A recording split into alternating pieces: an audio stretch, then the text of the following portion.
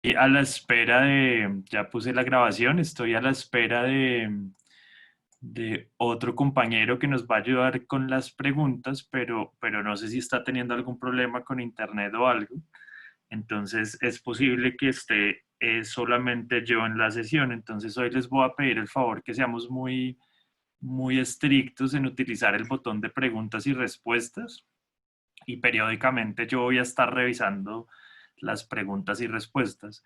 Entre ustedes pueden interactuar en el chat, pero les ruego el favor que no formulen preguntas que yo deba responder en el chat porque ahí se me van a perder con mayor facilidad, mientras que las del botón de preguntas y respuestas voy a poder hacerles un mejor seguimiento. Entonces, voy a compartir mi pantalla y les cuento cuál es el plan para hoy. Yo les envié hace unos minutos, les envié los dos scripts que vamos a trabajar. ¿Los recibieron? ¿Me pueden responder por el chat un par de personas y si los recibieron, por favor?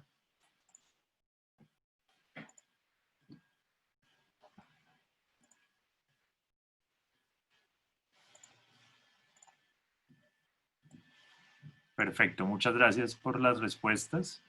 Listo, entonces voy a organizarme aquí.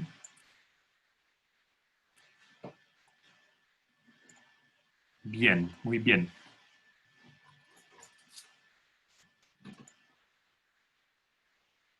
Listo, Mildred, ¿me puedes enviar tu correo y te las envío rápidamente para que puedas seguir la clase de hoy, por favor? No, no quisiera que te la perdieras por eso.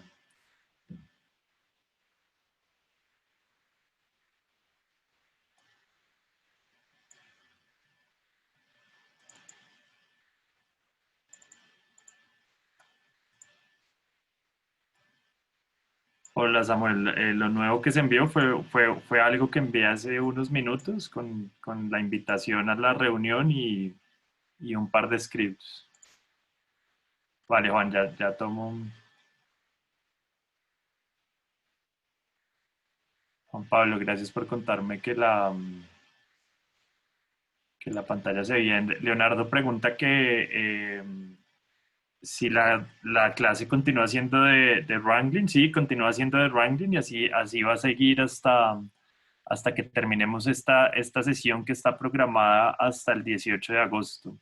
Eh, Después del 18 de agosto, a partir del 25 de agosto, yo sí estaré a cargo de la clase de visualización, pero eso ya vendrá después. Por ahora seguimos con Wrangling. Listo, permítanme 2 segundos, envío a 2 personas que no lo recibieron y ya mismo comenzamos.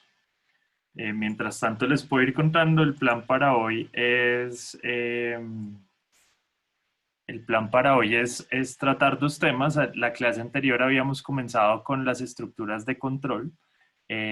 Alcanzamos a hablar en particular de una estructura de control que era básicamente el condicional, el comando if. Antes de esto habíamos visto funciones y estuvimos trabajando bastante creando nuestras propias funciones.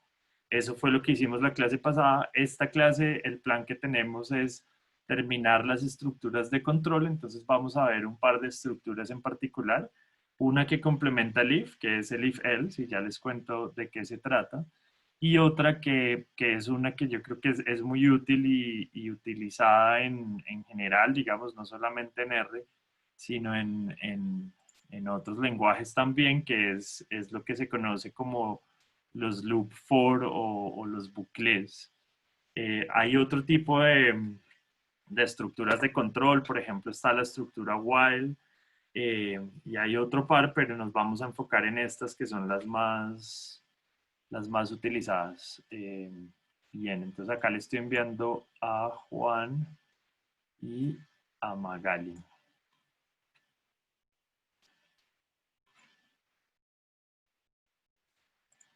Listo, ahí en un par de minutos les debe estar llegando. Muy bien.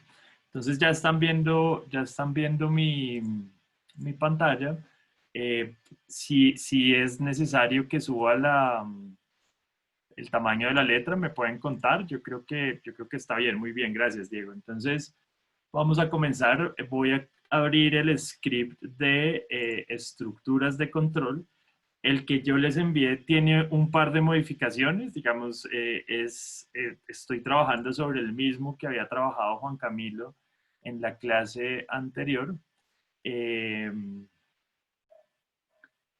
pero yo incluí un par de modificaciones. Entonces, les pido que lo descarguen en caso que no lo hayan descargado del correo que les envié hace un momento.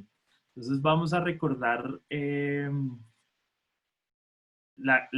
esta fue la última que hicimos en la clase anterior y fíjense que estábamos combinando un par de ideas. Estábamos combinando la estructura de control if con la creación de una función. Entonces, digamos en palabras, lo que estamos haciendo en este caso es crear una función f. A la función f le estamos asignando todo lo que está pasando aquí dentro. Entonces, estamos creando una función que tiene tres argumentos, x, y algo que llamamos la condición. Algo que llamamos la condición que por la estructura como está creada esta función puede ser de dos tipos, sumar o multiplicar. Y x y son números, Entonces estamos haciendo una función muy sencilla que lo que hace es comprobar si la condición, que vendría a ser el tercer argumento de esta función, es sumar. Entonces lo que hace es crear este objeto que se llama out y a ese objeto le asigna la suma de los dos números que le ingresemos a la condición. Si la condición es multiplicar, entonces lo que hace es multiplicar los dos números y asignarlos a out. Y por último, fíjense que el return, que es lo que va a devolver la función, está por fuera de los if. Entonces, si la condición es sumar, se mete por este camino de acá. Si la condición es multiplicar, entonces se mete por este camino de acá. Y en ambos casos va a generar un objeto que se llama out, dependiendo, digamos, cuál camino haya tomado, pero en ambos casos se va a llamar out. Y al final la función lo que va a devolver es el objeto out, depende cómo lo haya creado. Entonces recuerden que con las funciones, para poder utilizarlas, debo crearlas para que estén en mi espacio de trabajo y después de crearlas sí las puedo utilizar. Entonces voy a correr estas líneas para crear la función. Ya está aquí la función creada en mi espacio de trabajo, me aparece aquí en el segmento o en la sección de funciones. Y ahora la voy a poder utilizar. Entonces aquí estoy diciéndole explícitamente cuáles son los argumentos, le estoy diciendo que los dos argumentos de esta función son, o los tres argumentos son el número 2 para x, el número 5 para y la condición sumar. Entonces antes de ejecutarla miremos un poco qué pasaría. Voy a reducir un poco el tamaño de la consola. Entonces fíjense que en este caso, como la condición es sumar, se cumple esta condición aquí adentro, se cumple la condición que está dentro del if, y por tanto entonces entramos a este camino. Entonces lo que hace esta función es que suma x y y, lo guarda en out y ya luego viene acá, viene aquí y devuelve la suma. Entonces si la ejecutamos, pues lo que vamos a ver como resultado de la función es un 7. Es un 7. Entonces ahí está la función con la condición sumar. Si le pongo la condición multiplicar, entonces lo que sucede pues es que obtenemos un 10 porque verificó si la condición es sumar, no es sumar, entonces viene a la siguiente línea de código, verifica si es multiplicar, en este caso sí es multiplicar, y entonces ejecuta esa operación, lo guarda en out y me devuelve out. Y por eso entonces tengo aquí como resultado 10, como resultado del 10. Entonces ahí, esto fue lo que hicimos en la clase anterior. Eh, uno podría jugar un poco con esta función, por ejemplo, para ponerle a algún argumento un valor por defecto, Entonces, no recuerdo si esto lo tratamos en la clase anterior, pero Por ejemplo, si yo le pongo aquí condición, y esto lo tendría que hacer dentro de los paréntesis justo después de function, si le pongo aquí sumar, entonces ahí lo que le estoy diciendo es, mire, estoy creando esta función que está haciendo todo lo que estamos planteando acá, y el valor por defecto o por omisión de este argumento que se llama count es sumar.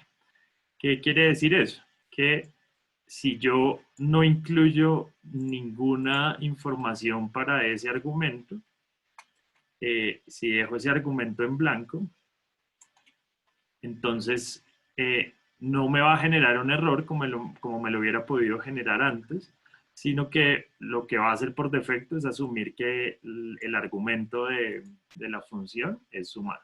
Entonces, como hice esta modificación a la función, tengo que volver a crearla porque actualmente la función que tengo acá no tenía ese valor por omisión. La vuelvo a crear, fíjense que ya me aparece aquí que ese argumento tiene un valor por omisión. Si le pongo multiplicar, él va a multiplicar, porque le estoy diciendo explícitamente cuál es la condición. Si no le pongo nada, entonces él va a sumar, porque es lo que él va a entender por defecto. Él va a entender por defecto. Permítanme 2 segundos que ya contamos con la compañía de Fernando, que es otro compañero del departamento de matemáticas de la universidad. Entonces le voy a dar la calidad de anfitrión para que él pueda estar también pendiente de las preguntas y respuestas. Listo, Fernando, ahí estás, ya eres anfitrión, ya puedes estar en preguntas y respuestas y ya podrías usar el micrófono si necesitas interrumpirme para algo.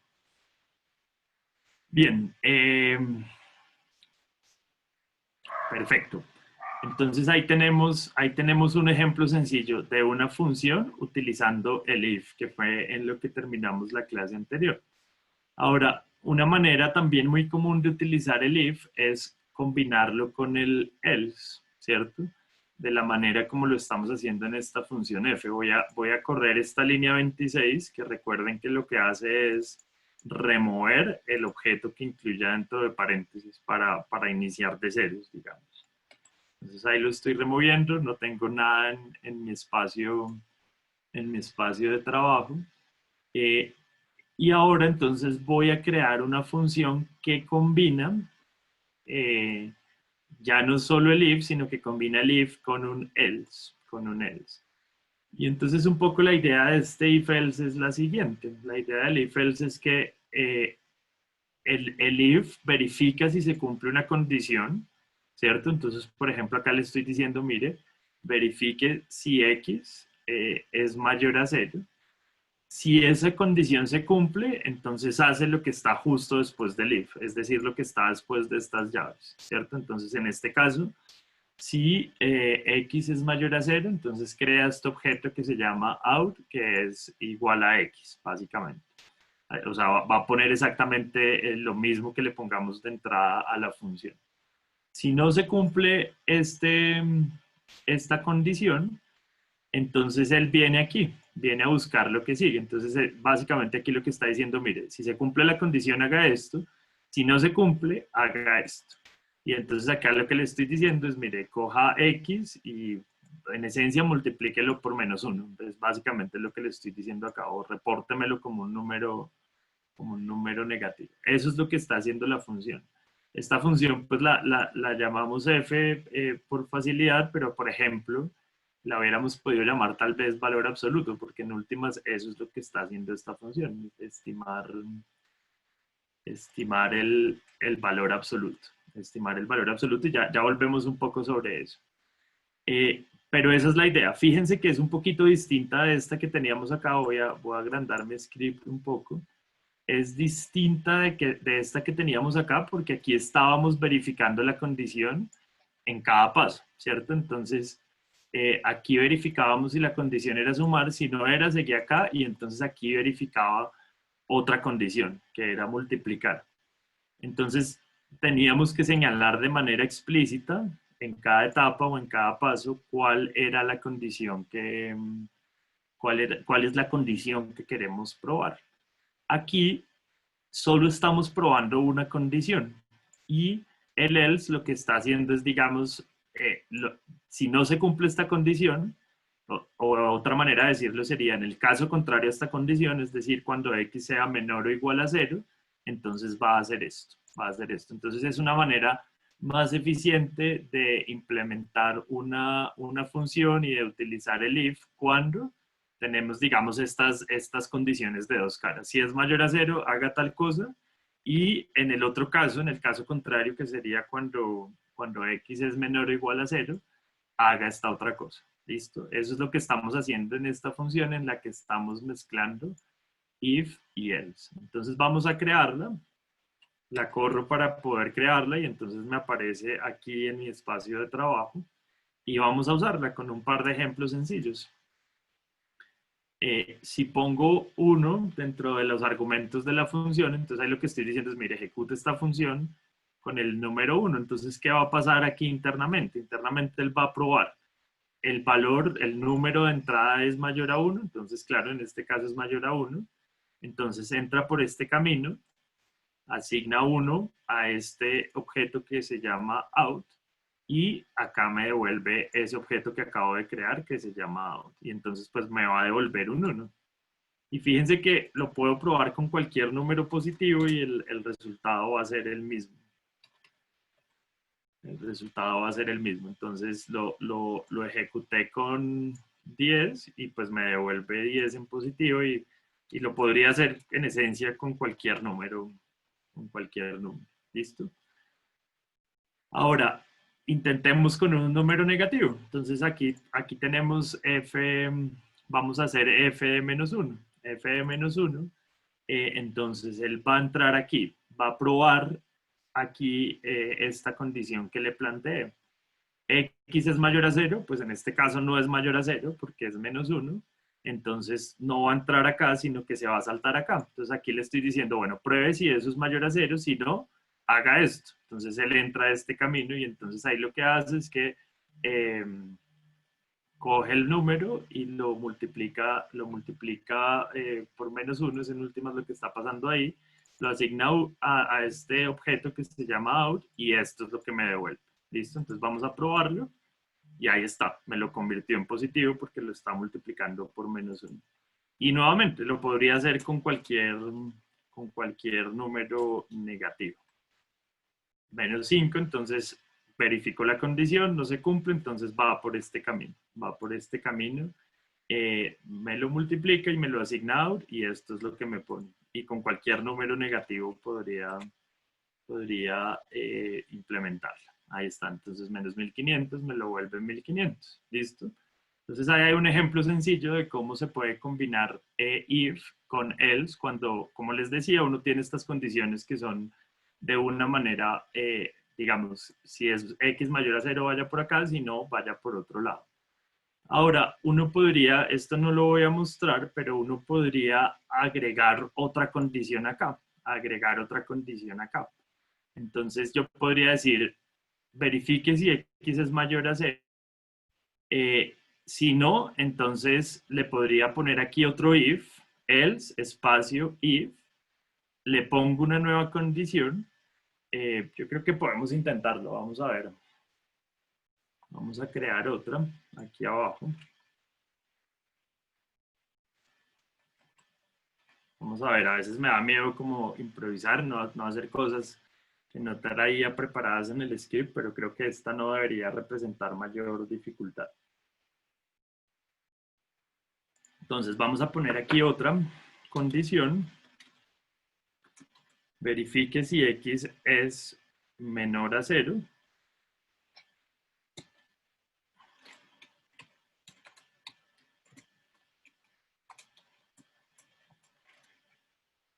¿Cierto? Entonces ahí le estoy diciendo, mire, verifique si x es mayor a 0. Si x es mayor a 0, haga esto.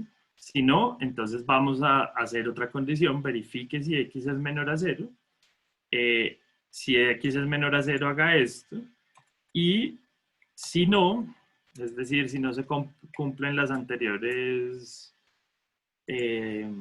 condiciones,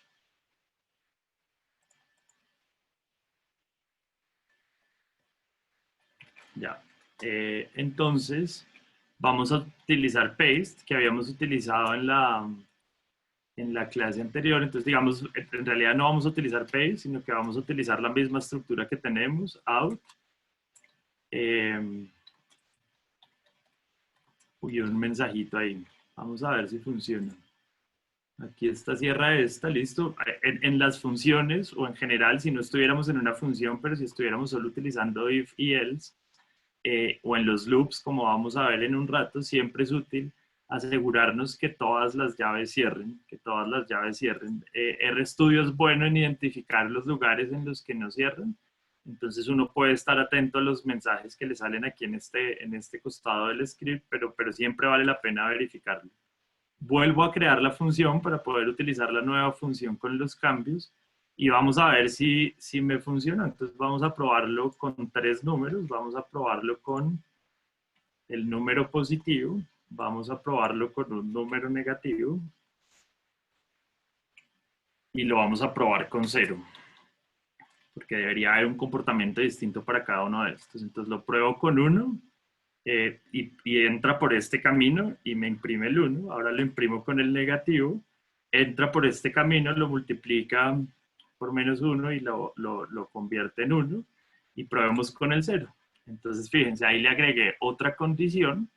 Y entonces lo que hice fue generar un tercer comportamiento, como un tercer camino. Si el número es mayor a 0, va por este camino. Si el número es menor a 0, va por este camino, y en la condición residual, que en esta estructura lógica de condiciones que tenemos, lo único que nos quedaba por cubrir es que el número fuera igual a 0. Entonces, si el número es igual a 0, entonces la respuesta es esta. El número es 0. El número es 0. ¿Listo? Muy bien. Entonces, ahí creé, digamos, es la misma función complementada con una condición adicional. Le vamos a poner esta indicación acá para separarla y subimos este script actualizado en el aula virtual mañana. ¿Listo? Veo que alguien pregunta qué parte de la función se multiplicó. Digamos, en últimas, yo estoy llamando a esto que está ocurriendo aquí en la línea 54 o que había ocurrido aquí en la línea 36 una multiplicación, que es como, para que todos entendamos, lo que estoy haciendo es coger x de entrada, ¿cierto? El argumento de entrada de la función, lo estoy metiendo acá y al ponerle un menos antes, lo que estoy haciendo es multiplicarlo por -1 en últimas. Es como una manera de entender lo que está pasando en este pedazo de la función. A eso es a lo que me refiero con una multiplicación. Muy bien.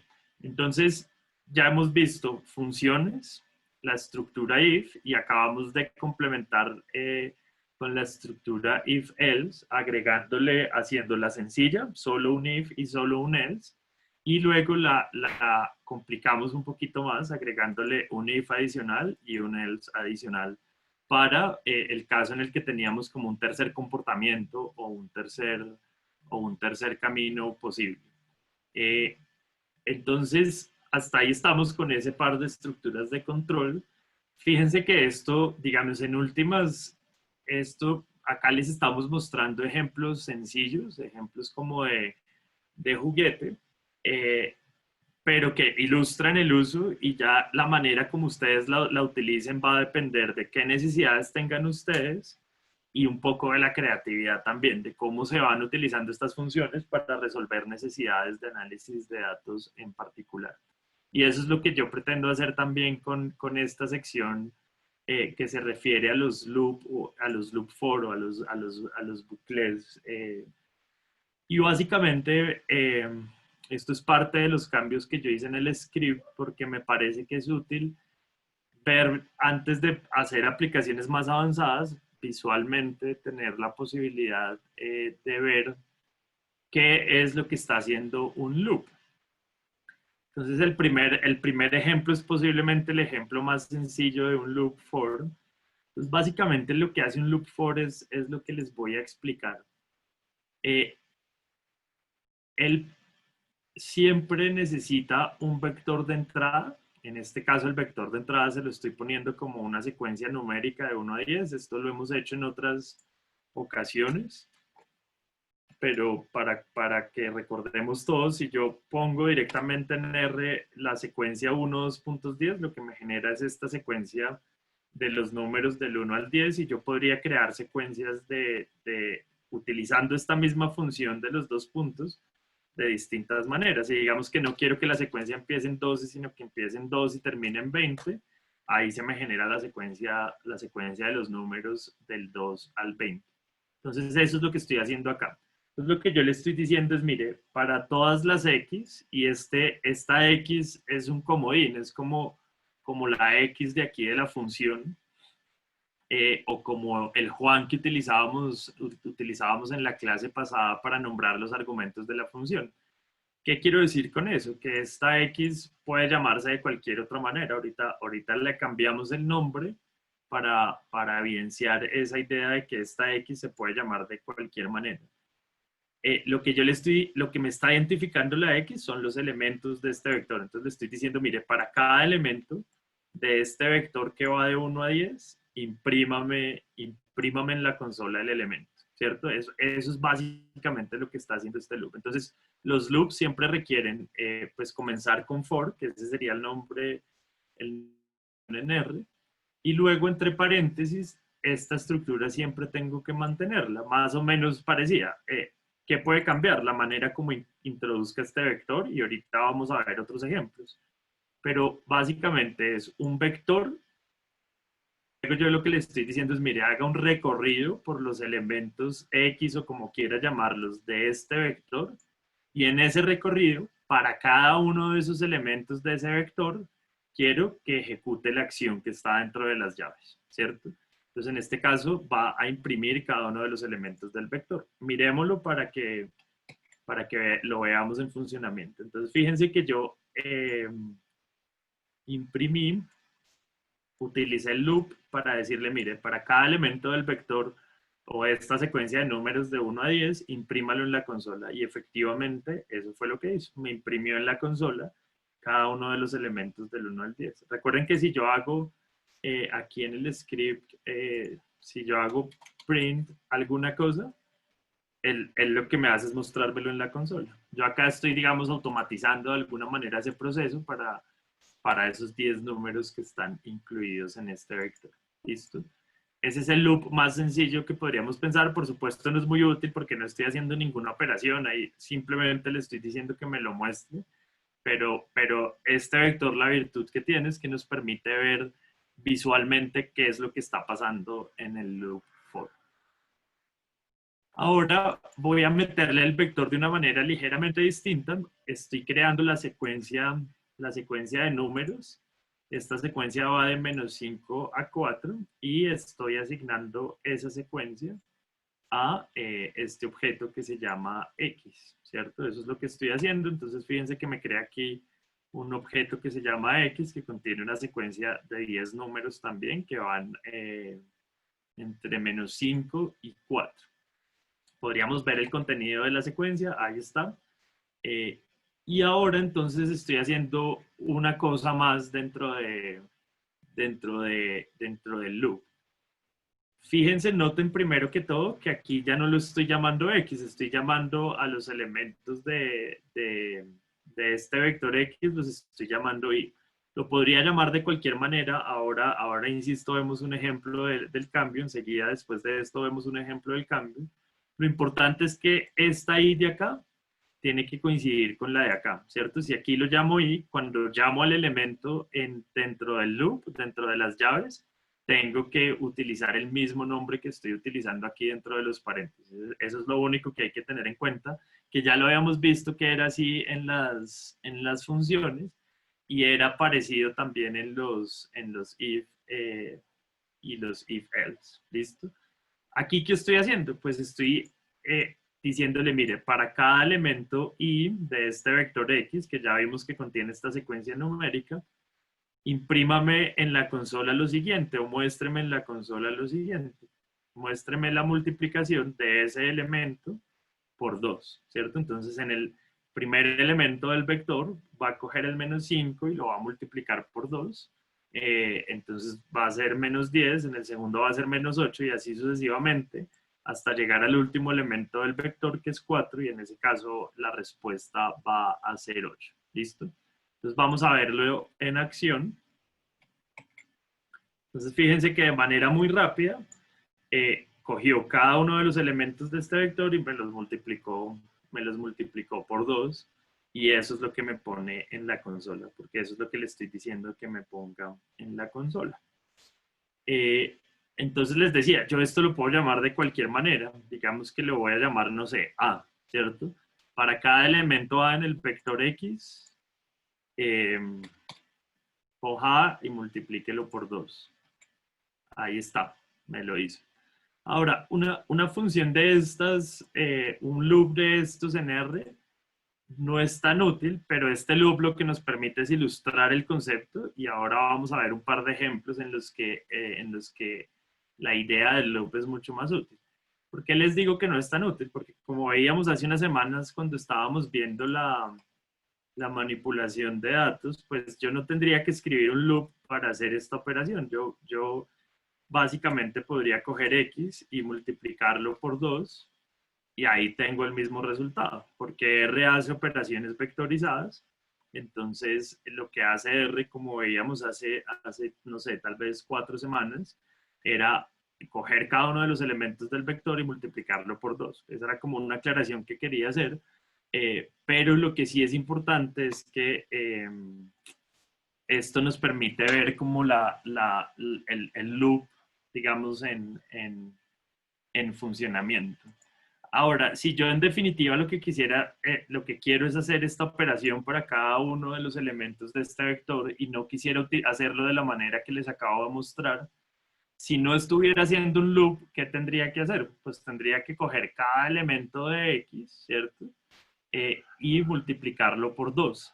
En este ejemplo sencillo, como de juguete que estamos viendo, eso implicaría que tendría que repetir esta operación 10 veces, porque tendría que hacerlo primero para -5, luego para -4, luego para -3, y cada uno de esos multiplicarlo por 2. Me tocaría escribir 10 líneas de código. Con el loop, ese trabajo que me implicaría escribir 10 líneas de código se está resumiendo en 3 líneas de código. En 3 líneas de código. Entonces, en general, uno debería utilizar estos loops o las funciones en general cuando uno identifique alguna oportunidad de automatización, alguna oportunidad de automatización en la que un loop le permita a uno hacer hacer la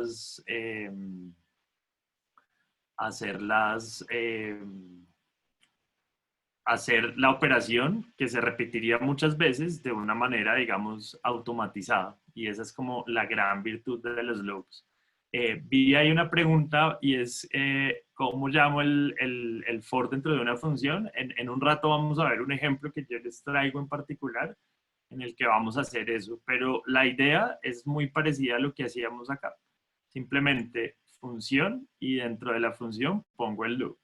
Ahí de lo que tengo que asegurarme es de llamar los argumentos de manera consistente, pero como les digo, ya tengo ahí más adelante una función en la que involucro un loop. Y Leonardo pregunta si en el loop puedo agregar una secuencia con algún tipo de algoritmo.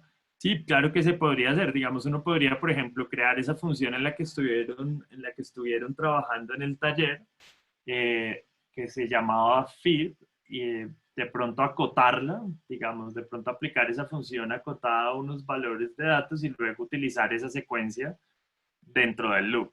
Eso podría ser. Eso podría ser. Fíjense que en últimas lo que estamos haciendo acá de una manera muy sencilla es lo que plantea Leonardo, solo que con un algoritmo mucho más sencillo. Acá el algoritmo simplemente lo que me está construyendo es la secuencia de los números del 1 al 10, pero así como lo hice para esta secuencia de los números de 1 a 10, lo podría hacer con cualquier otro tipo de secuencia. Ahí sí nuevamente creo que va a depender de las necesidades del usuario y un poco de la creatividad en la que podamos implementar este loop. Entonces miremos otro ejemplo. Estos eran mis ejemplos y me gusta incluirlos simplemente para mostrar, visualmente qué es lo que está pasando en un loop, que a veces eso queda como en la nebulosa, como que a veces a uno le dan un loop y uno lo puede operar y uno tal vez ve el resultado, pero no sabe qué es lo que está pasando dentro del loop. No es claro qué es lo que está pasando dentro del loop. Estos dos ejemplos a mí me parece que ilustran eso que está pasando dentro del loop. Entonces ahora vamos a ver otro ejemplo. Entonces miren que estamos creando una matriz. Esto lo vimos en la primera o en la segunda clase. No sé si escuchan una serenata que estoy recibiendo aquí afuera. Hoy ha sido el día de las serenatas. Hoy todo el día he tenido clase. Eh, pues tuve clase en la mañana y luego tuve una clase en la tarde y en todas las clases he tenido alguna serenata. Así que si escuchan música es porque por allá hay unos músicos que nos están acompañando. Entonces volvamos acá. Estamos en la línea 85. Estoy creando un objeto que se llama X y ese objeto va a ser una matriz. Esta función la utilizamos, como les decía, tal vez en la primera o en la segunda semana. ¿Y qué es lo que estoy haciendo? Simplemente le estoy diciendo, mire, mis datos son valores faltantes, entonces lo que va a hacer esta función es llenar esa matriz con valores faltantes y le estoy diciendo cuáles son las dimensiones de la matriz. Esta matriz va a tener 10 filas y una columna. ¿Listo? Entonces creémosla. Aquí está mi matriz X. Inspeccionémosla. Veámosla, entonces ahí está, es una matriz de 10 filas por una columna que solamente contiene valores faltantes. Y ahora vamos a utilizar un loop que va a hacer un recorrido por la misma secuencia numérica de 1 a 10. Aquí estoy llamando a los objetos de esa secuencia I y como los llamé I acá, cuando los utilizo dentro del loop tengo que utilizar la misma denominación. Y en esencia lo que estoy haciendo es hacer el recorrido por los elementos de esta secuencia y estoy haciendo lo siguiente. Estoy creando,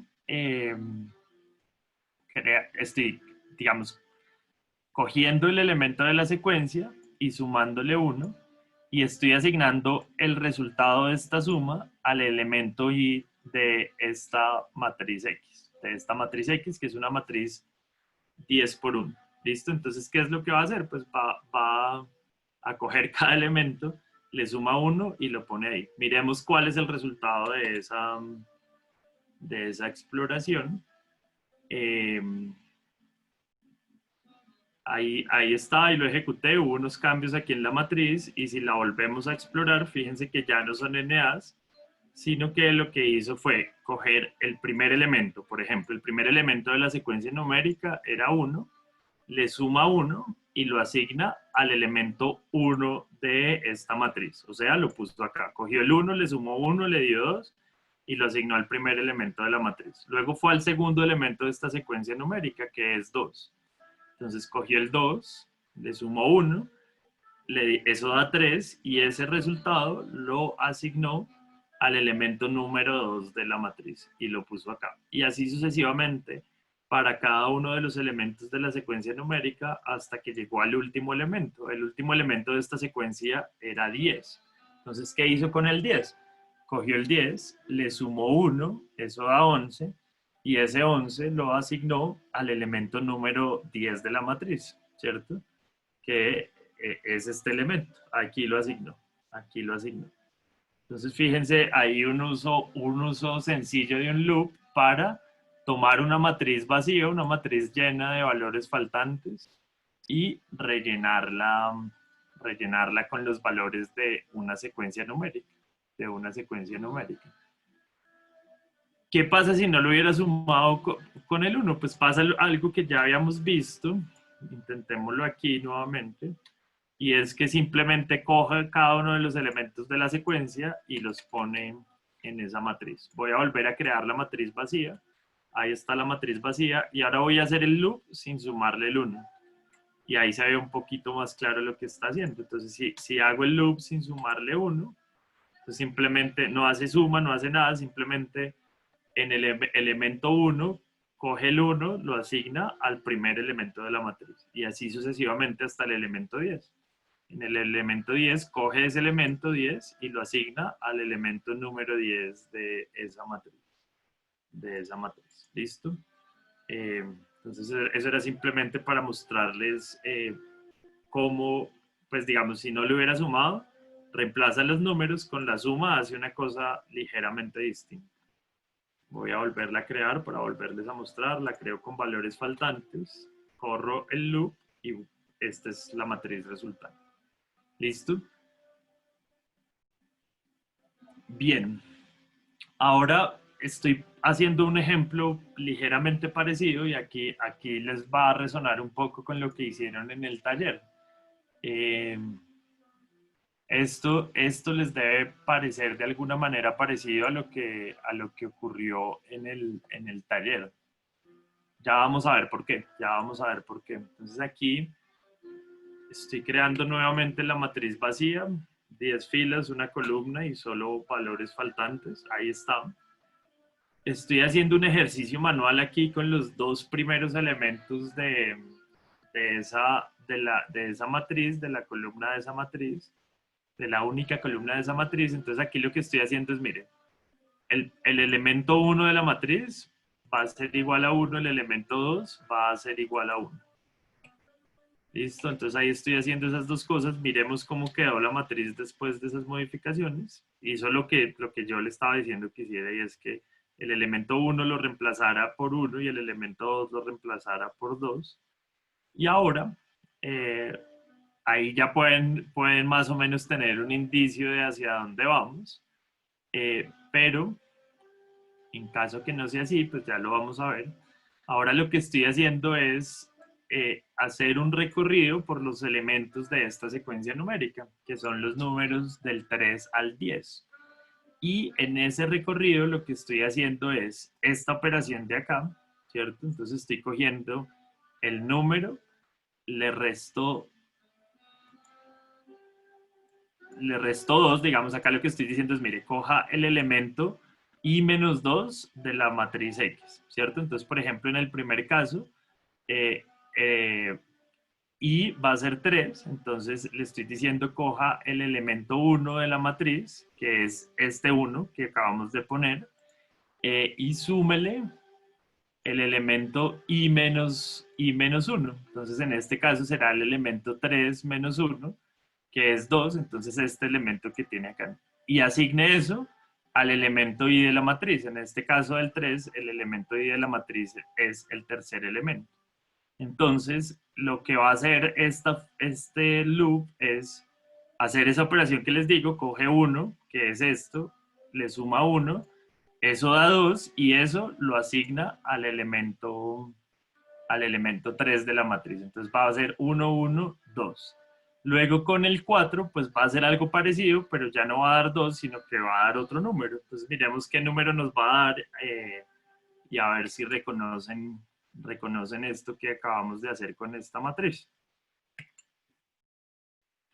Ahí está la matriz. Entonces, ¿a qué se les parece? Pues ya identificarán que se parece a esa serie que estaban trabajando en el taller anterior, que era la función de la creación de la serie de Fibonacci.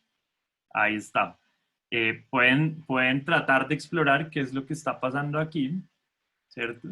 Para entender cómo es que este código está produciendo estos números de acá. Ya hicimos el 1, el 2 y el 3, hagamos el 5, por ejemplo, para entender la lógica de la función. Entonces, en el elemento 5, cuando i es igual a 5, ¿qué está pasando? Le estoy diciendo, mire, coja el elemento de x, coja el elemento i menos 2. Y es 5, entonces coja 5 menos 2, es x3. O sea, es este valor de acá, el 2. Y a eso súmele el elemento de x, el elemento i menos 1. O sea, 5 menos 1, 4.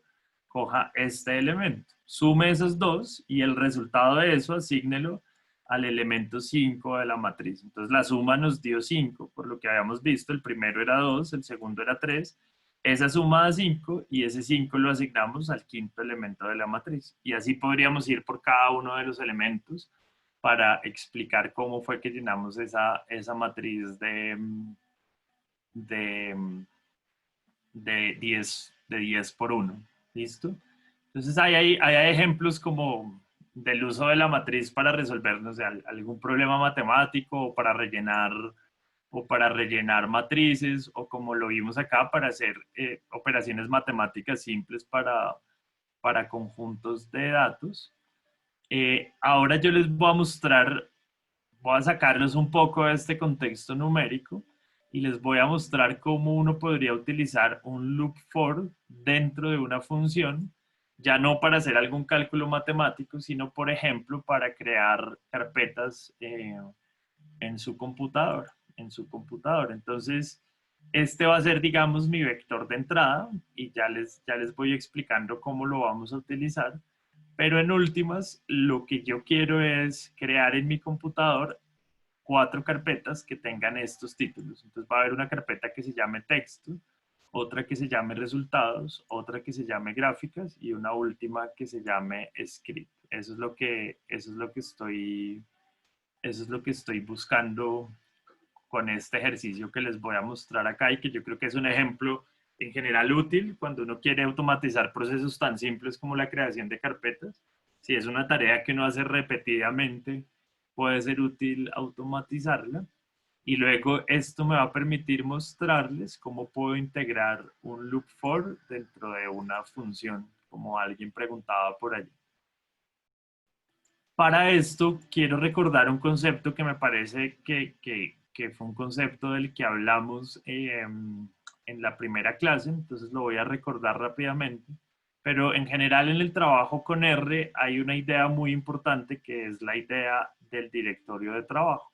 El directorio de trabajo es el directorio al que está vinculado R en cualquier momento. Entonces, para saber actualmente cuál es su directorio de trabajo, pueden utilizar esta función que se llama getWD, get working directory, o sea, que obtenga, muéstreme el directorio de trabajo, y él me dice cuál es mi directorio de trabajo actual. Y esto tiene un comportamiento estándar que difiere un poquito en Mac y en Windows, pero que en cualquier Mac o en cualquier Windows va a ser el mismo. Entonces, en Mac, el directorio de trabajo es siempre la carpeta madre del computador. En mi caso, esa carpeta se llama Sanalet y corresponde a esta carpeta. Entonces, los que tienen Mac, todos tienen una carpeta con su nombre de usuario y en esa carpeta, digamos, están las carpetas principales del computador, como los documentos, las aplicaciones, entre otras cosas. En el caso de Windows, el directorio de trabajo que por defecto utiliza R es la carpeta de mis documentos. En cualquier Windows que ustedes ejecuten esta función sin haber hecho nada más, les va a aparecer la carpeta de mis documentos allí como su directorio de trabajo.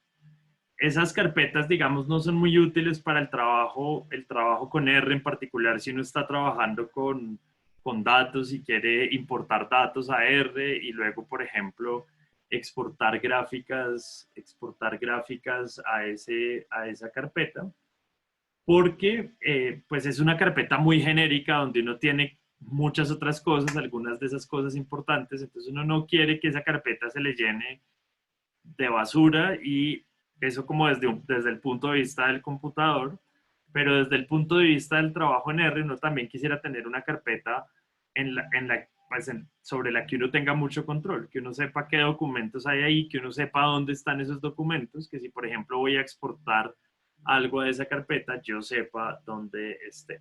Entonces, siempre va a ser importante cambiar el directorio de trabajo en R.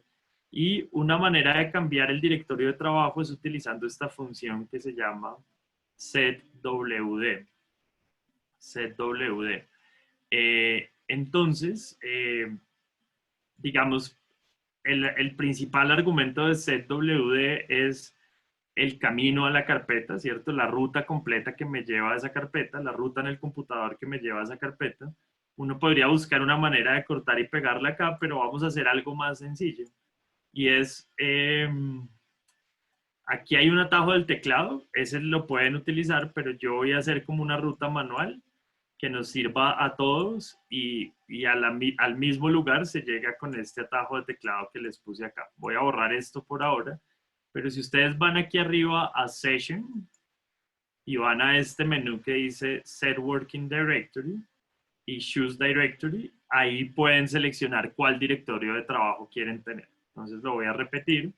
Session, Set Working Directory y Choose Directory. Eso les va a permitir eh, escoger la carpeta que quieren tener como directorio de trabajo.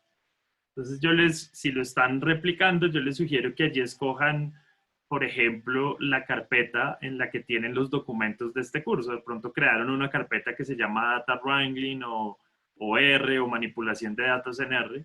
Escojan esa carpeta y efectivamente eso es lo que yo voy a hacer. Ahí le di clic en Choose Directory.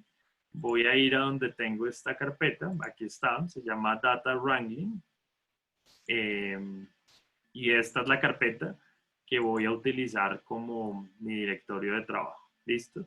Entonces fíjense que cuando lo hice manualmente, RStudio me puso aquí abajo cuál fue la función que utilizó y como les había advertido, la función que utilizó fue esta función que se llama setwd y el argumento que va dentro de la función setwd, set working directory, es el camino, la ruta que tengo que seguir para llegar a esa carpeta en mi computadora. ¿Listo? Entonces, tomémonos unos segundos para fijar el directorio de trabajo.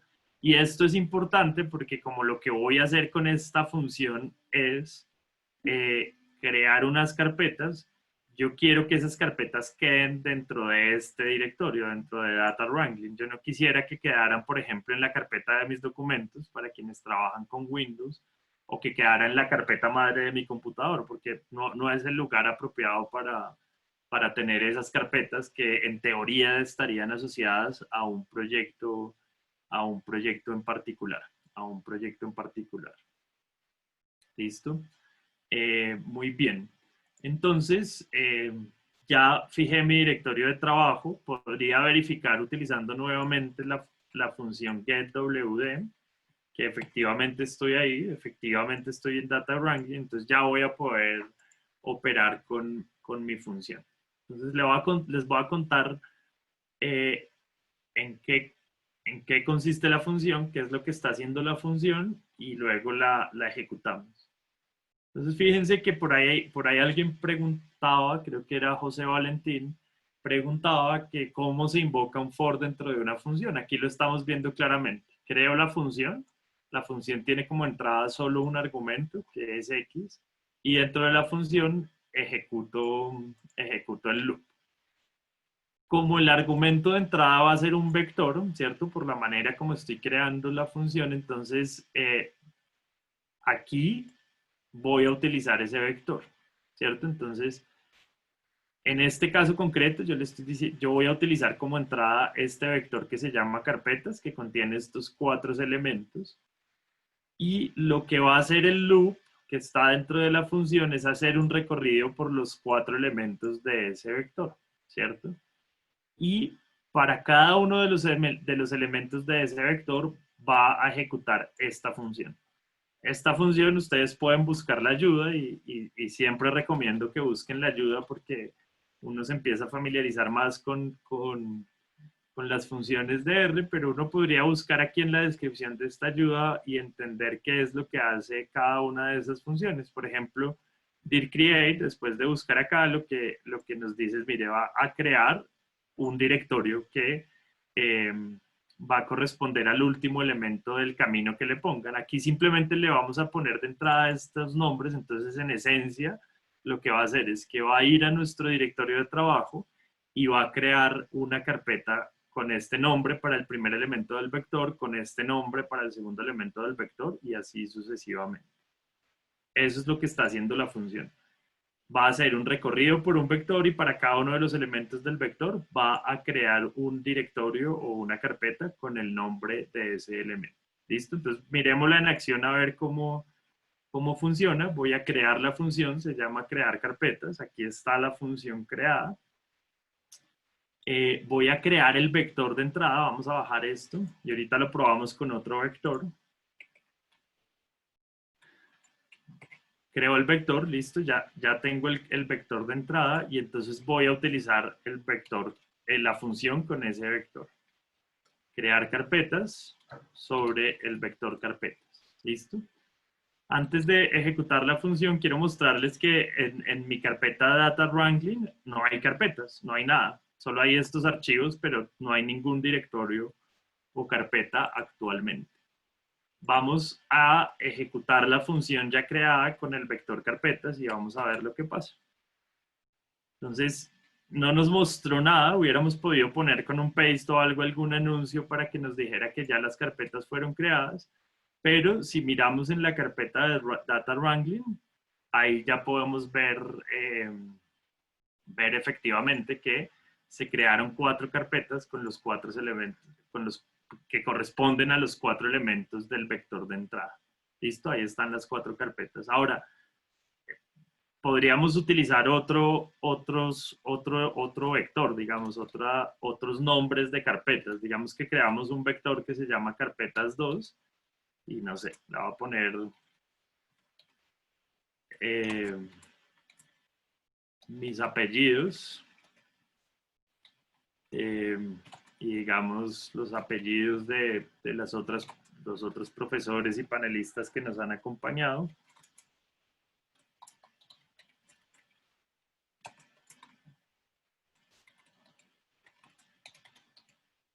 Listo, ahí están 5 nombres. Entonces, si yo vuelvo a ejecutar la función que me crea las carpetas sobre este nuevo vector de carpetas, que no lo he ejecutado, no lo he creado acá, entonces voy a ejecutarlo para crearlo, ya está el vector ahí. Ahora estoy creando carpetas sobre carpetas 2, ya no sobre carpetas. No me dice nada porque dentro de la función no le pedí que me pusiera algún anuncio, que me pusiera alguna confirmación, simplemente le dije cree esas carpetas. Y si voy acá, fíjense, creé en 2 segundos con un par de líneas de las 6 carpetas. Estas son las últimas que creé. Estas son las últimas que creé. Entonces, esta función me permite ilustrar lo que les había dicho, la manera de utilizar un loop for dentro de una función, pero luego es muy útil para ilustrar la utilidad del loop for para ejecutar tareas básicas en el computador que uno quisiera automatizar, como en este caso la creación de carpetas. Imagínense que ustedes trabajan, no sé, en un banco o en una entidad pública o en una entidad del sector privado y ustedes quisieran crear para algún análisis en particular carpetas, por ejemplo, para cada departamento o carpetas para cada sucursal de la empresa en la que trabajan o carpetas para cada cliente o algo parecido. Una alternativa para crear esas carpetas sería hacerlo manualmente en el computador, pero en realidad es mucho más eficiente y mucho más rápido crear un vector, generar de alguna manera el vector con los nombres que deberían tener esas carpetas y utilizar ese vector dentro de una función como estas, que ya les va a quedar en el script, para crear de manera automatizada esos directorios. Y si ustedes exploran este tipo de funciones como dir create, por ejemplo, aquí ustedes vieron que yo busqué dir create y me pone algunas funciones y en estas paginitas de útil acudir aquí a una sección que aparecen todas, que se llama See Also. Ahí ustedes pueden ver otras funciones que se relacionan, entonces pueden explorar otras cosas que se podrían hacer con archivos y directorios en su computador. Por ejemplo, aquí yo hice clic en esa función que se llamaba FileExist, solo por curiosidad, y esto me llevó a otra página de ayuda en donde me dice, mire, hay una función que le permite crear archivos o verificar si los archivos se crean o borrar archivos o renombrar archivos, entre otras cosas. Entonces, vale la pena explorar, que ustedes ahí curioseen en estas páginas de ayuda para ver qué otras cosas se pueden hacer con carpetas y archivos que puedan utilizar digamos, en su flujo de trabajo y que les permita automatizar preguntas. ¿En qué parte se crearon las carpetas? Las carpetas se crearon en el directorio de trabajo. Por eso fue que yo me puse en la tarea de mostrarles cómo era que uno fijaba el directorio de trabajo. Entonces, si ustedes siguieron eso y fijaron el directorio de trabajo alguna carpeta como Data Wrangling o alguna carpeta en particular que ustedes estén utilizando en su computador, ahí deben estar las carpetas. En caso que no lo hayan hecho, entonces las carpetas se crearon en el directorio de trabajo que por defecto utiliza R, que como les mencionaba, en el caso de Windows es la carpeta de mis documentos, entonces muy posiblemente las encuentren ahí en la carpeta de mis documentos. En el caso de Mac va a ser la carpeta madre del computador, que es esa carpeta que se llama como el nombre de usuario del dueño del computador o de quien activamente esté utilizando el computador en esa sesión. Ahí están las carpetas. ¿Se pueden corregir o se puede volver a borrar? Pues podríamos volver a intentarlo. Yo esa no me acuerdo, pero podemos probar a ver qué pasa. Volvamos a intentar con esta misma, con carpetas 2. Mi intuición es que va a salir un error diciéndome que la carpeta, por ejemplo, la carpeta Telles ya existe, porque ya efectivamente existe, ya fue creada. Esa puede ser una posibilidad de respuesta. La otra posibilidad de respuesta es que las reemplace. Vamos a ver cuál es. Entonces, fíjense, salió el error porque lo que me está diciendo es que el directorio Telles y el directorio Cañas y etcétera ya existen. Miremos si ese comportamiento se podría modificar en la ayuda de dir create nuevamente. No estoy seguro. Sí, no lo permitiría, no permite reemplazar. Y yo creo que ese es un buen comportamiento, porque uno no quisiera reemplazar las carpetas con carpetas vacías si ya hubiera información en dichas carpetas. Entonces, lo que uno debería hacer, lo que uno podría hacer en ese caso, y eso, por ejemplo, en mis clases de pregrado, yo lo pongo usualmente como tarea, es modificar esta función para crear, digamos, dos cosas que uno podría hacer. Si uno quiere borrar alguna carpeta que le quedó con un nombre, equivocado, uno podría utilizar buscar si hay una función que sí hay, pero en este momento ya no me acuerdo del nombre, déjenme miremos. Hay una función para borrar carpetas. De hecho, creo que es esta función que se llama onLink. Sí, esta función onLink me permite borrar las carpetas o los archivos directamente desde R. Entonces, por ejemplo, si yo quisiera borrar esta carpeta que se llama Telles,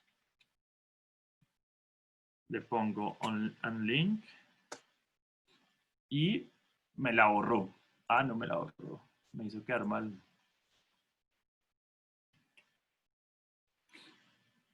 Pongámosla sin...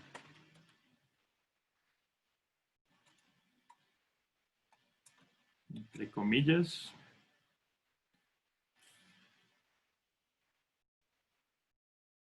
Debería borrármela, no sé por qué no está funcionando.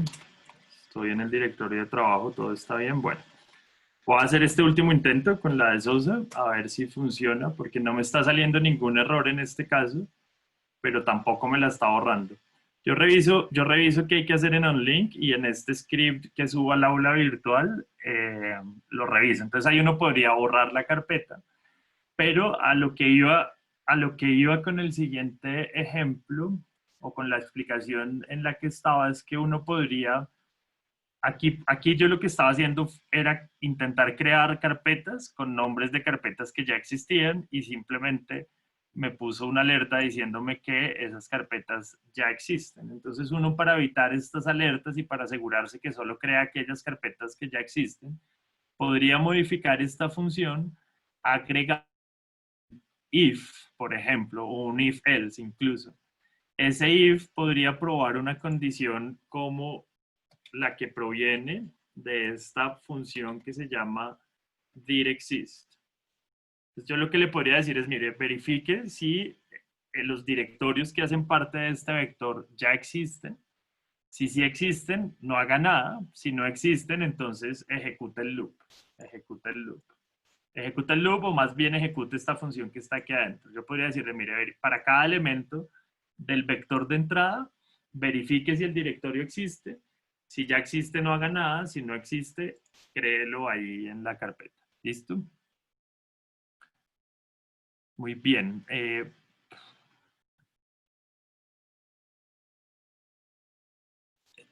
Listo. Entonces se puede seleccionar dónde crear las carpetas. A mí no me creó las carpetas. Entonces la posibilidad es alta de que sí las haya creado, solo que no tenga claro en qué directorio está. Entonces lo que yo recomiendo en ese caso es utilizar getwd para saber en qué directorio está trabajando y vaya al directorio que le aparece ahí y ahí busque si encuentra las carpetas. Pero en todo caso, uno sí puede seleccionar dónde crearlas. Uno podría decir, uno podría incluir en esta función dir.create, uno podría incluir el camino completo en el que uno quiere crearlas, o podría, dentro del loop, utilizar esta función que seleccionamos para fijar un directorio de trabajo y fijar el directorio de trabajo dentro del loop temporalmente para las carpetas que se quieren crear. Ahí habría que mezclar las funciones, pero ya cuentan con las herramientas que serían necesarias para para hacerlo. Ya es empezar a jugar con estas distintas piecitas que han visto en esta clase para utilizarlo para su provecho. Bien, voy a hacer una pausa, como que voy a hacer un desvío porque hay una pregunta que vi y es una pregunta que ha surgido en otras sesiones. Entonces voy a hacer ese desvío de 2 minutos para mostrarles algo que yo creo que es útil para todos ustedes que ya empiezan a querer utilizar R para cosas más concretas. Y luego volvemos a la segunda parte de la clase, que es hacer manipulación de datos con un paquete que se llama dplyr. Entonces el desvío que voy a hacer se origina en una pregunta que plantea María Paula, si no estoy mal, eh, en relación con la posibilidad, ya no la veo, pero en relación con la posibilidad de vincular R con SQL. Entonces, una cosa que quería mostrarles que creo que no les hemos mostrado y es, como les hemos dicho, como ha dicho Juan Camilo en múltiples ocasiones, R pues es un programa muy versátil que permite hacer un montón de cosas, pues permite hacer casi que lo que uno se imagine, digamos, ahí sí como que los límites son infinitos, estamos viendo apenas unas cosas básicas, pero si uno quisiera, por ejemplo, explorar eh, qué otras cosas se pueden hacer con R, o si tiene una necesidad muy particular como esa de conectarlo con SQL para hacer consultas de bases de datos y descargar los datos en R y ahí operarlos.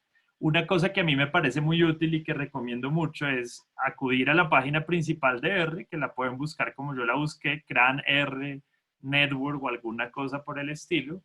Es de donde descargaron R la primera vez y allí les aparece aquí a la izquierda este link que dice Task Views. Entonces hacen clic en ese link que dice Task Views y fíjense que les aparece un listado como de temas.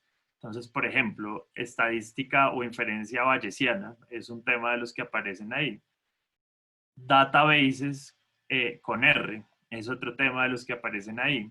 Econometría, diseño experimental, finanzas, eh, aprendizaje de máquinas o machine learning. Vamos a ver otros que a mí me suelen llamar la atención, estadísticas oficiales. Aquí, por ejemplo, entonces les van a aparecer un listado de paquetes que le permite a uno interactuar con fuentes oficiales de estadísticas en distintos países.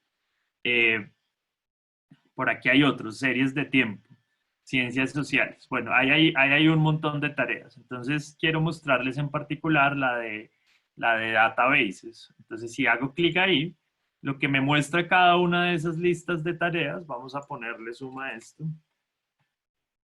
Lo que me muestra cada una de esas listas de tareas son paquetes que me permiten trabajar que me permiten hacer cosas relacionadas con esa tarea en particular. Por ejemplo, acá entonces estamos viendo bases de datos relacionales y aquí hay un listado de paquetes que le permiten a uno hacer cosas. Entonces, no sé, por ejemplo, RMySQL. Entonces ahí nos está diciendo que ese es un paquete que provee una interfase para MySQL. Y así pueden mirar las descripciones de distintos paquetes. Por ejemplo, hay un R Oracle. Eh, yo he leído en alguna parte que suele ser un paquete muy fácil de utilizar y muy eficiente de utilizar. Entonces, fíjense que hay distintas cosas. Entonces, ya si uno tiene una necesidad muy particular como esa, conectar R con SQL, uno entra aquí a R, pues a la página principal de R, que es esta que aparece aquí, Crean R Project. Yo se las voy a compartir rápidamente en el chat para que la puedan tener ahí a la mano. Y ahí buscan la vista, este link que dice Task Views, y ahí van explorando las distintas tareas y pueden explorar qué paquetes hay. Y luego si hacen clic en cada uno de esos paquetes, los va a llevar a un link donde está como una explicación más detallada del paquete. Mi computador está un poco lento, entonces no sé, no le está mostrando, entonces ahí ya funcionó. Entonces fíjense, ahí les muestra la descripción básica del paquete eh, y aquí abajo debería aparecer una lista de funciones que contiene el paquete. No están en este caso, pero bueno, lo cierto es que esto depende mucho del paquete, de quién haya creado el paquete, de qué tan actualizado lo mantengan, pero uno puede ir explorando ahí o puede entrar aquí al manual de referencia y ahí le va a aparecer una explicación detallada del paquete y sus funciones. Entonces creo que es una buena manera de que ustedes empiecen a explorar qué otras, cuando tengan como esta pregunta de qué cosa podría hacer con R en una tarea en particular, van y miran la vista de tareas y miran qué posibilidades se encuentran ahí. Y miren que aquí está la descripción completa de las funciones, etcétera. Bien, ese era como el desvío que quería tomar con ocasión de las preguntas que han planteado.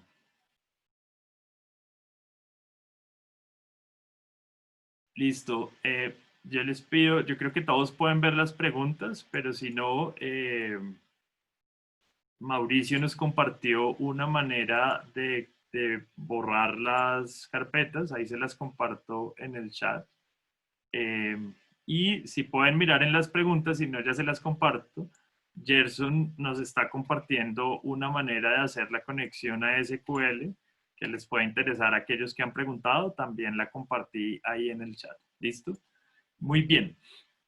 Ese era el desvío que quería hacer. Ahora vamos a volver a lo que teníamos planeado para la sesión de hoy. Todavía tenemos unos minutos en los que podemos trabajar.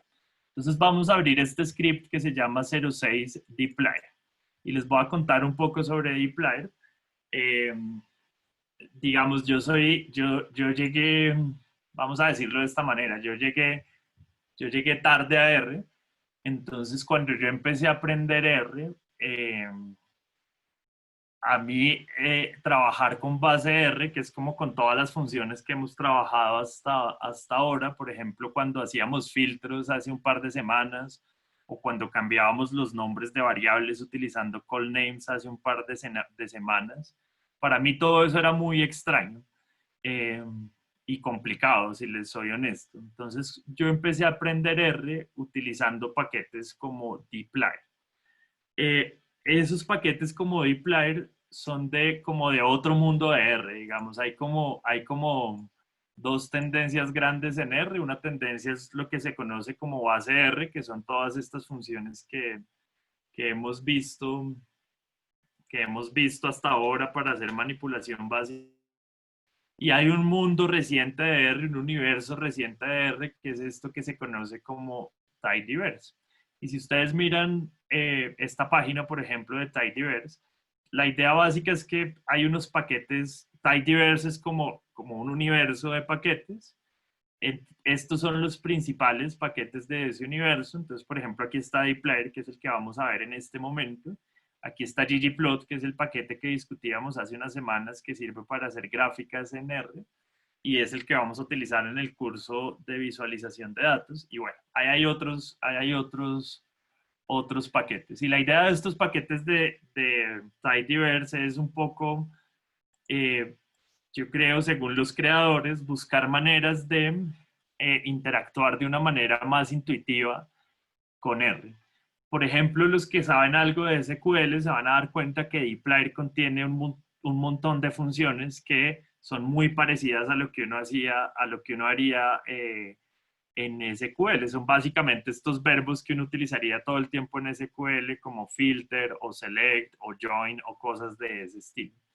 Entonces, lo que les vamos a mostrar en esta parte de la clase es qué funciones podrían ustedes utilizar de este paquete que se llama dplyr para hacer manipulación de datos.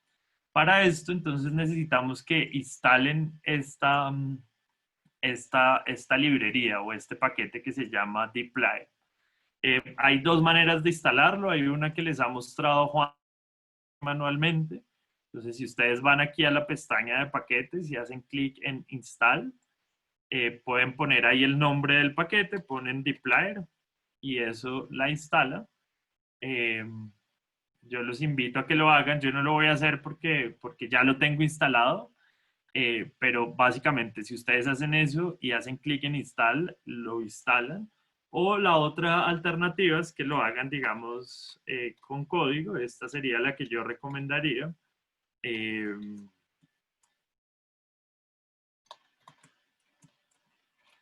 eh, Ponen esta línea de código, install.packages y entre comillas el nombre del paquete, dplyr, y ahí se les va a instalar el paquete que vamos a trabajar. Ese es un paquete que necesitamos para trabajar hoy, y el otro paquete que vamos a utilizar es este paquete que se llama Gapminder, que contiene una base de datos que es, digamos, muy útil para trabajar. Yo creo que algunos de ustedes han escuchado de Gapminder. Es una página web que le permite a uno hacer visualizaciones de datos, de información económica y social de todos los países del mundo, como de unas maneras visualmente muy informativas y agradables. Hay un paquete que se llama Gapminder que tiene un pedazo de la base de datos de Gapminder, y ese es el que vamos a utilizar para trabajar. Entonces, también es posible que ustedes, es muy probable que ustedes no lo tengan instalado. Entonces lo que les recomiendo también es que lo instalen. Eso debería tardar un par de minutos, no mucho más, y lo instalan de esta manera también. Install.packages Gapminder. Ahora, yo les decía, yo creo que llegué tarde a R, pero creo que llegué en un buen momento en todo caso, porque descubrí dplyr y creo que dplyr es muy útil para hacer manipulación de datos y es lo que yo más utilizo. Y van a ver, digamos, van a ver las diferencias entre lo que vamos a hacer en dplyr y cosas que hacíamos para cumplir objetivos parecidos en base. Una vez tengan instalados los dos paquetes, vamos a activarlos corriendo library dplyr, library gapminder, paquetes o librerías, como quieran llamarlos. Aquí ya los activé. Aquí ya los activé. Y una vez estén activos, voy a utilizar esta función data sobre Gapminder para traer la base de datos de Gapminder. Entonces fíjense que cuando corra esta función me va a aparecer aquí una base que se llama Gapminder. Les va a parecer muy parecido a esto, Gapminder Promise, pero cuando ya la empecemos a utilizar, esto se les va a llenar. Entonces la primera cosa que vamos a hacer acá es duplicar la base de datos. La vamos a llamar simplemente Gap, solo por conveniencia, para tener un nombre más corto que podamos utilizar en las siguientes funciones. Ahí, fíjense que tengo dos bases de datos iguales, una que se llama Gap, otra que se llama Gapminder, mismo número de observaciones, mismo número de variables. Entonces no necesito tener las dos ahí. Vamos a remover una de ellas, vamos a remover la original con rm y el nombre de la base de datos. Entonces ya tenemos ahí nuestra base de datos y la podemos empezar a explorar. La podemos empezar a explorar, y vamos a empezar a explorarla, digamos, de lo general a lo particular. Por ejemplo, vamos a mirar cuáles son los nombres de las variables que tiene esta base de datos. Entonces hay 6 variables: el país, el continente, el año, la expectativa de vida para ese país en ese año, el tamaño poblacional para ese país en ese año y el PIB per cápita para ese país en ese año. Podemos explorar qué tipo de objeto o qué tipo de dato es GAP dentro de los datos de R. Y fíjense que me da como 3 piezas de información. Esto, digamos, no es para preocuparse. Básicamente, lo que yo les puedo decir es que GAP es un data frame, o sea, es una base de datos como las que hemos trabajado en el pasado. Por ejemplo, cuando trabajamos con los datos de Forbes, es esa base de datos. Es un tipo de objeto muy parecido, solo que tiene una característica particular, y es que hay un tipo de data frame que se llama table, que se llama table. Se llama table como este paquete que aparece acá, como este paquete que aparece acá que se llama table, este que ven acá, ¿cierto? Ese es un paquete dentro de los tidyverse, dentro de los paquetes de tidyverse, y básicamente lo que hace table es crear un data frame que tiene un comportamiento particular, y ya les muestro en qué consiste ese comportamiento particular. Pero en esencia es un data frame como otros con los que hemos trabajado. Vamos a simplemente hojear algunos registros al azar. Entonces, para eso estamos utilizando esta función que se llama sample n. Es una función de este paquete que ya estamos trabajando, que se llama dplyr. Y ahí básicamente le estamos diciendo, mire, quiero que me muestre 10, 10 registros de esta base de datos que se llama GAP. Ahí tenemos los 10 registros, me los mostró. Esto, aquí me mostró 10 registros al azar, entonces nos está mostrando Egipto, nos está mostrando Venezuela, nos está mostrando Pakistán, y nos está mostrando la información que tenemos para cada uno de esos países. Entonces, para cada uno de esos países tenemos información del continente, información del año, información de la expectativa de vida en ese país para ese año, la población, el tamaño poblacional y el PIB per cápita para ese país en ese año. ¿Listo? Entonces, fíjense que aquí ya podemos ver un poco en cuál es el comportamiento particular de ese objeto que se llama table, que es un tipo de data frame. Hay un par de cosas que resultan muy útiles en los tables, y es, por ejemplo, esta segunda línea que nos está mostrando aquí en la consola. Ahí R nos está mostrando información de el tipo de variable que es cada una de estas variables, ¿cierto? Entonces nos está diciendo, mire, país es un tipo de variable factor, que es como R entiende las variables categóricas. Lo mismo pasa con continente.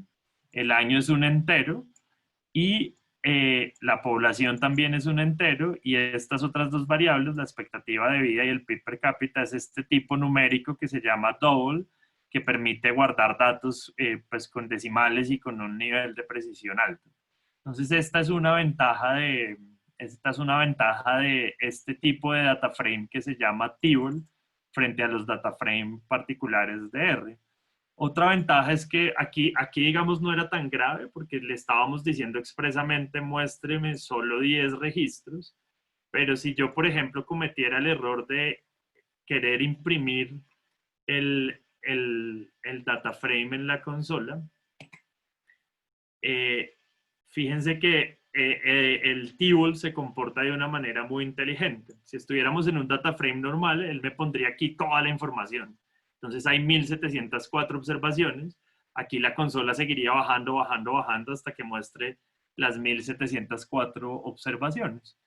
Como es un table, el table es un poco más inteligente, entonces el table simplemente me muestra lo que quepa en la consola, lo que quepa en la consola. En este caso caben las 6 variables y solo caben 10 observaciones. Entonces esa es una virtud, que cuando yo lo imprimo en la consola no me muestra toda la información, sino que únicamente me muestra lo que cabe, y eso sí me anuncia que hay más cosas. Me dice, mire, hay 1694 filas más, además de estas 10 que yo le estoy mostrando. Me sigue mostrando los tipos de datos y ya. Esto es solo para el ejemplo. Si yo restringiera el tamaño de la consola, voy a restringirlo de esta manera, y volviera a imprimirlo, él sigue siendo muy inteligente y solamente me muestra las columnas que caben en la consola. Entonces le cupo hasta la quinta columna y aquí me dice, mire, hay 1694 filas más y una variable más. Entonces esa es una virtud de esos tipos de datos. Son cosas pues, que son tal vez cosméticas, pero que en el trabajo diario del análisis de datos son muy útiles. Bien, superada la etapa del Tibol, puedo seguir explorando la base de datos. Entonces aquí ya puedo ver que son 1704 observaciones por 6 variables, pero si quisiera explorar con mayor detalle las dimensiones de la base de datos, lo puedo utilizar con la función dim, que me muestra las dimensiones de un data frame. Ahora, voy a seguir en este proceso de exploración, voy a utilizar esta función nrow y la voy a utilizar de dos maneras para que entiendan esta línea de código que es algo novedosa. Tradicionalmente, yo como utilizaría nrow o ncall, poniendo nrow y dentro de nrow coloco la base de datos. Entonces nrow ahí me está diciendo que hay 1704 observaciones. Podría hacer lo mismo con ncall, lo voy a hacer aquí abajo y ya van a ver que todo tiene una estructura. Entonces lo podría hacer así directamente, ¿cierto? Y ahí me da la información. Sin embargo, con el Tidyverse crearon este operador que ustedes ven ahí, que es un porcentaje, signo mayor porcentaje. Eso se conoce como el operador pipe. Se escribe pipe, el operador pipe. Y un poco la idea del operador pipe es que funciona como una tubería. Como una tubería. Entonces, lo que hace pipe de manera muy sencilla es coger lo que está al lado izquierdo del operador y reemplazarlo como primer argumento de la función que está a la derecha del operador. Entonces, fíjense que aquí el primer argumento, cuando lo hacía de la manera tradicional, el primer argumento de nrow era la base de datos, que es gap. Cuando estoy utilizando el operador pipe, no tengo que poner nada dentro de nrow, porque lo que está haciendo el operador pipe es coger lo que está a la izquierda, que es gap, y ponerlo aquí como primer argumento de nrow. Eso es lo que está haciendo el operador pipe. Por ahora vamos a olvidar este pedacito, ya les cuento qué está pasando en ese pedazo, pero si yo corro este argumento así como está, utilizando el operador pipe, pues el resultado va a ser el mismo que obtuve cuando corrí nrow gap, porque las dos cosas son equivalentes, ¿cierto?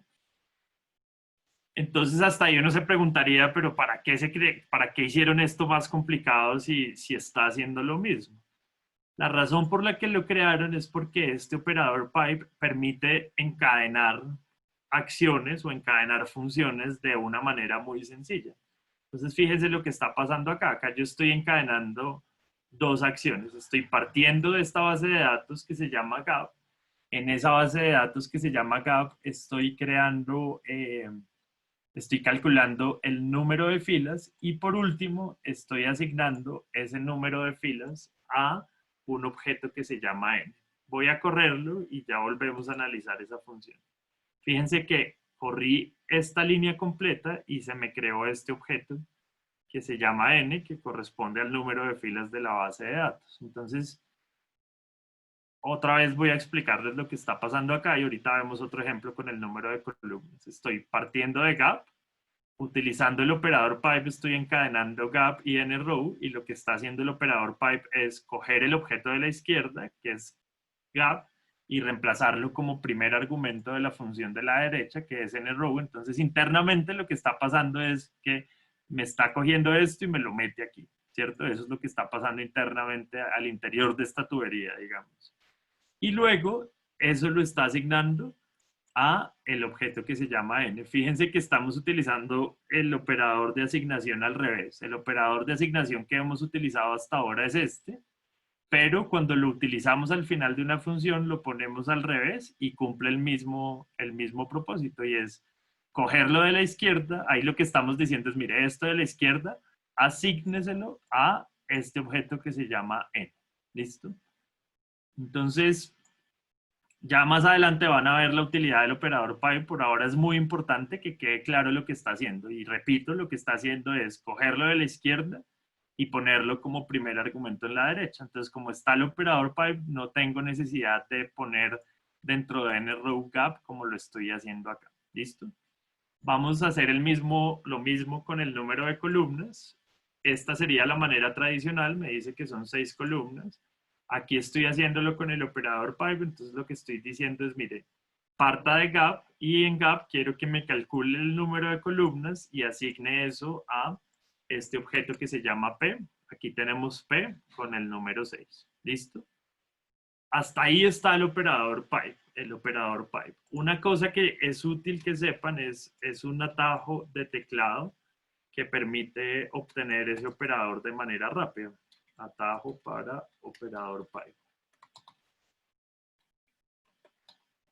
Ese atajo es, vamos a ver si es Shift más Control más M. Cuando yo oprimo esa combinación de letras, me genera de una manera muy rápida el operador pipe, de manera que no tengo que escribir porcentaje, mayor porcentaje. Simplemente Shift, Control, M y lo obtengo. Para los que tienen Mac, sustituyen el Control por Command y funciona igual. Muy bien.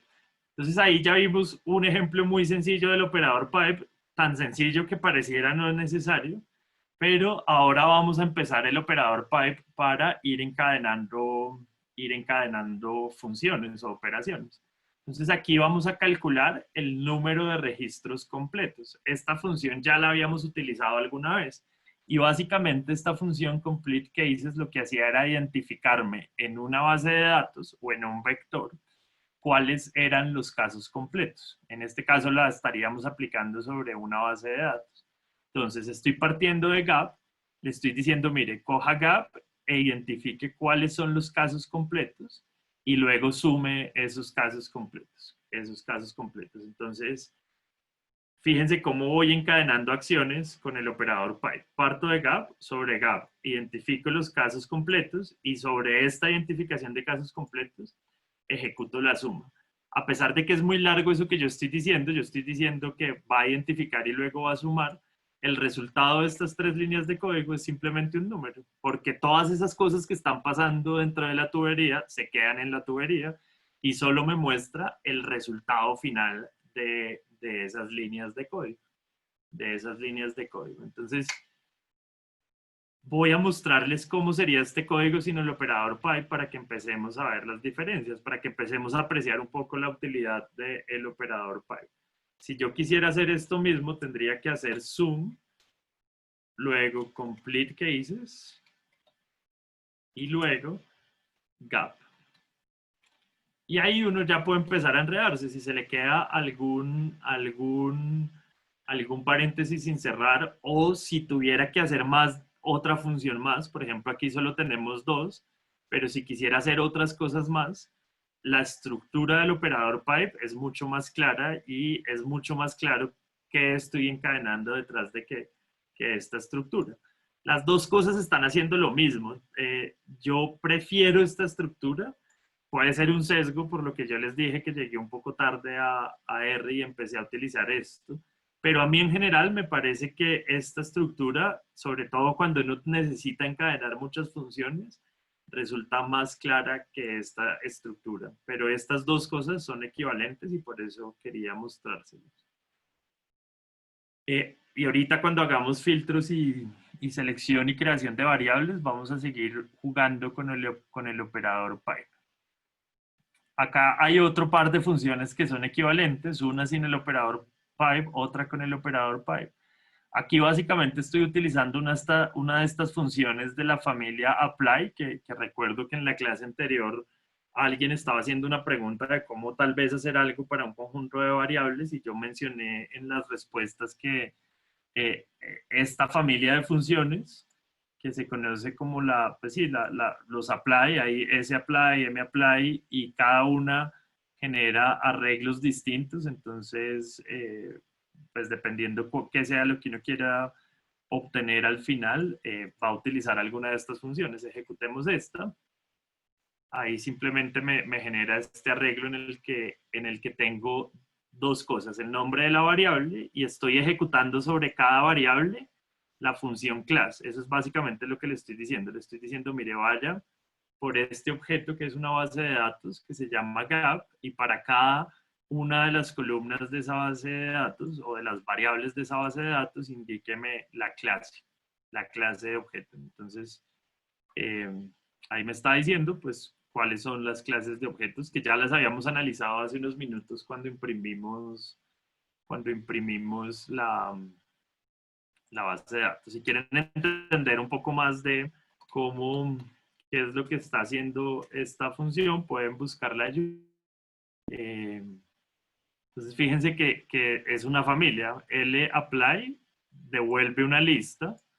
Ese apply devuelve un vector. Es tal vez la manera más simple de utilizar estas funciones apply. VApply devuelve solo un valor, entonces hay que saber muy bien en qué casos se puede utilizar eh, y ahí pueden explorar qué es lo que está haciendo. Pero en esencia lo que cada una de estas funciones hace es que aplica una función, que es lo que iría en este segundo argumento, a los objetos que conformen este primer argumento. En este caso, los objetos son columnas y lo que hace es ese apply es aplicar la función class sobre este objeto. Yo podría aquí utilizar otra función, calcular un promedio, mirar los valores faltantes, bueno, cualquier cosa puedo incluir acá. Muy bien. Aquí lo hice sin pipe, aquí lo estoy haciendo sin pipe. Y fíjense que el pipe está haciendo lo que yo les dije que hacía, y es que coge el objeto de la izquierda, que es gap, y lo pone como el primer argumento del objeto de la derecha. Cuando no utilizo pipe, tengo que poner de manera explícita ese primer argumento. Cuando utilizo pipe, él automáticamente, internamente, me pone este objeto dentro de este argumento. Y fíjense que el resultado es el mismo. El resultado es el mismo. Podría hacer un resumen sencillo de estas variables. Entonces, esta función ya la habíamos utilizado cuando exploramos datos hace un par de semanas. Me crea, si la aplico sobre una base de datos, como lo estoy haciendo en este caso, me crea un resumen para cada una de las variables de esa base de datos. Entonces aquí, por ejemplo, en el caso de los factores, me está diciendo cuántos registros hay para Afganistán, cuántos para Algeria, etcétera. Lo mismo para el continente, cuántos registros hay por continente. Eh, para el año me está dando información que pues no es tan útil en el caso de una variable como un año, pero me está diciendo esto sí es útil, el mínimo y el máximo. Entonces el año más viejo que tenemos es 1952 y el más reciente es 2007. Pero en estas variables numéricas, la información sí es muy valiosa. Me está diciendo en toda esta base de datos cuál es el mínimo, cuál es el primer cuartil, etcétera. Y así para cada una de esas tres variables numéricas. Entonces yo creo que vamos a dejar ahí. Ya queda introducida la idea del operador pipe, ya vimos múltiples ejemplos de cómo se puede utilizar y lo comparamos con la manera tradicional. Y lo que seguiría en la siguiente clase, en la clase del próximo martes, es ya empezar a utilizar el operador pipe con funciones de dplyr como select, filter, mutate, summarize. Esas las vamos a discutir con detalle en la próxima clase. para manipular datos. Y manipular datos, como les decía Juan Camilo en una clase anterior, no es hacer que los datos digan alguna cosa, sino simplemente tareas básicas de manejo de datos como filtrar observaciones, seleccionar variables, borrar variables, eh, crear resúmenes de variables, entre otras cosas, entre otras cosas. Entonces, con esto continuaríamos en la próxima clase. Entonces, si hay alguna pregunta, no sé, Fernando, si hay alguna cosa pendiente que no se haya respondido. Ahí veo una que es, si la clase queda en YouTube, sí, ahí la grabamos, ahí yo la estuve grabando y mañana la subimos, yo creo que al mismo canal que hemos estado subiendo las anteriores. Eh, Leonardo pregunta que si en algún momento se puede ver cómo exportar los datos modificados en R a otro tipo de archivo como un Word o un Excel. Lo podemos ver, sí, yo creo que tal vez, bueno, voy a hablar con Juan Camilo a ver en cuál de las sesiones restantes podemos dedicarle un tiempo a exportar datos a otros formatos o también a archivos de texto. Eh, Muy bien. ¿Alguna otra pregunta? Preguntan en el chat que si el script se envía al email. Yo creo que lo puedo enviar al email mañana cuando compartamos la grabación y también lo subimos al aula virtual. Leonardo preguntaba hace un rato que hace rutinas con el operador Pi, pero me sale un error. ¿Por qué podría ser? Yo diría que hay una probabilidad alta de que sea que no tiene activo el paquete de dplyr. Entonces yo le sugeriría revisar el script para ver si ese paquete está activo o no. Recuerde que hay que activarlo con library. Otra cosa que puede estar pasando es que no le haya instalado alguno de los paquetes de los que depende de dplyr. Hay un paquete en particular que es donde está el operador pipe. Yo usualmente no lo incluyo en la lista porque cuando uno instala y activa dplyr, se activa esta librería que se llama magrittr. Entonces, asegúrese que esto esté instalado y activo. Y eso es muy sencillo mirando aquí en paquetes y buscando que esté ahí ese paquete que se llama magrittr. Eh, puede que sea por ahí. Yo he visto que a veces eso causa el error, entonces yo lo revisaría, una de esas dos funciones. Y José Vicente indica que le gustaría ver un ejemplo donde mediante dplyr se puedan encadenar funciones donde al menos una de ellas necesite varios parámetros, en especial varios objetos con datos. Voy a pensar en eso porque no se me ocurre nada en este momento. Bueno, eh, creo que con esto terminamos. Pues espero que haya sido de su agrado esta clase. Eh, yo lo disfruté, es la primera vez que tengo este salto al estrellato con tantas personas, entonces pues estuvo bien, creo. Cualquier recomendación, cualquier retroalimentación es bienvenida y nos seguimos viendo. Buena noche.